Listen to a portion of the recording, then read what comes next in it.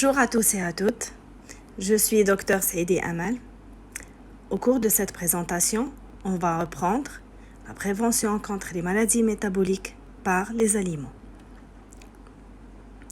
Comme je l'ai déjà mentionné au cours de la vidéo précédente, les maladies chroniques peuvent être générées par le terrain génétique, le mode de vie sédentaire, c'est-à-dire le manque d'activité physique, et à côté de ces facteurs, on a l'alimentation qui joue un rôle primordial.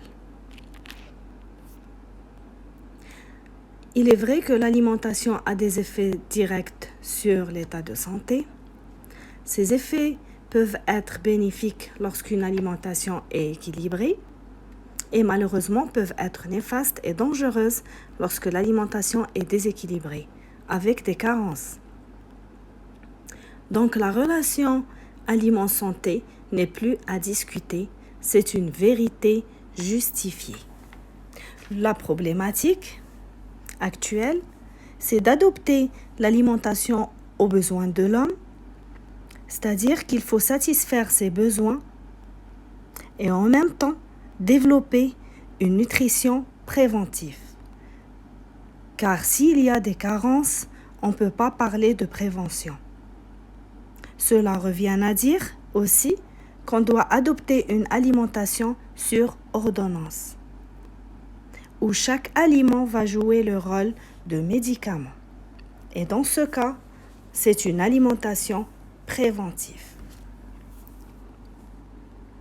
Les bases de la nutrition préventive reposent sur deux fractions, une fraction énergétique équilibrée et une fraction non énergétique.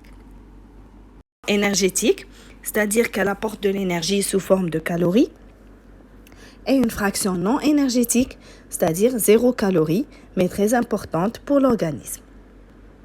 Je reprends. La fraction énergétique équilibrée correspond aux protéines, lipides et glucides. Commençons par les glucides. Dans ce cas, on a les glucides complexes qu'on trouve chez les végétaux et les fruits, et les glucides simples qu'on trouve dans les produits industriels sucrés et qu'il faut éviter.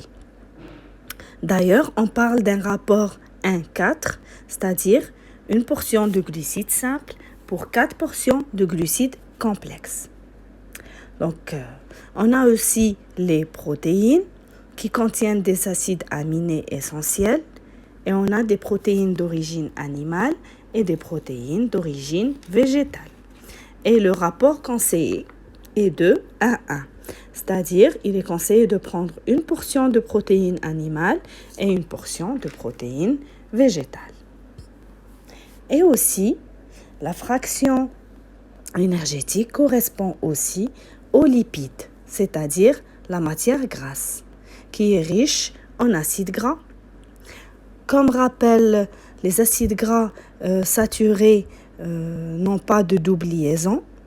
On les trouve surtout dans les produits d'origine animale, les viandes et le beurre, et on les considère comme dangereux pour la santé, car ils ont tendance à s'accumuler dans l'organisme. On a aussi les acides gras monoinsaturés, c'est-à-dire qu'ils possèdent une seule double liaison, et le plus important, c'est-à-dire que c'est l'acide gras le plus important qu'on appelle l'acide oléique qu'on trouve dans l'huile d'olive. Et enfin, on a les acides gras polyinsaturés qui possèdent plusieurs doubles liaisons. Dans ce cas, on a deux grandes familles, les oméga 6 et les oméga 3. Ces acides gras ont plusieurs effets positifs sur les fonctions cellulaires et ils sont à privilégier. Surtout les oméga 3 qu'on retrouve dans les poissons. Et comme remarque, les oméga 3 sont reconnus pour leur effet anti-inflammatoire.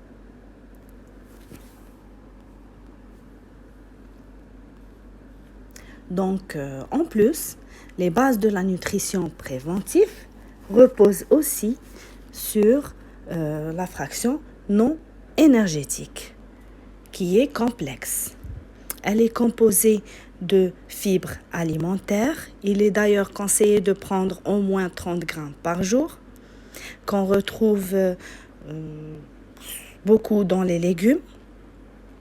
Comme rappel, je peux vous dire que les fibres ne peuvent pas être absorbées par l'organisme, car l'homme ne possède pas l'enzyme nécessaire pour leur dégradation, c'est-à-dire la cellulase. Il y a aussi dans la fraction non énergétique les vitamines, telles que la vitamine B, la vitamine C, la vitamine A. Il y a aussi les minéraux, tels que le calcium, magnésium, et aussi les oligo-éléments, tels que le fer, le zinc, etc. Aussi, il y a d'autres micronutriments protecteurs qui proviennent de l'alimentation. On les appelle protecteurs car ils jouent un rôle de protection au sein de l'organisme, tels que les caroténoïdes qu'on retrouve dans les carottes, les polyphénols, les phytostérols qu'on retrouve dans les végétaux. Ces bases de la nutrition préventive sont représentées sous forme de pyramide, qu'on appelle la pyramide alimentaire. Dans cette représentation, la base représente les aliments qu'on peut manger en grande quantité, c'est-à-dire qu'on peut se permettre. Comme exemple, on a les pâtes, les riz, les féculents, les fruits, les légumes. Et comme vous le voyez, plus on va vers le haut, plus ce sont des aliments qu'on mange en petite quantité. Et vous voyez dans le haut de la pyramide, on a les calories vides, c'est-à-dire les sucres rapides, et il est conseillé à réduire au maximum.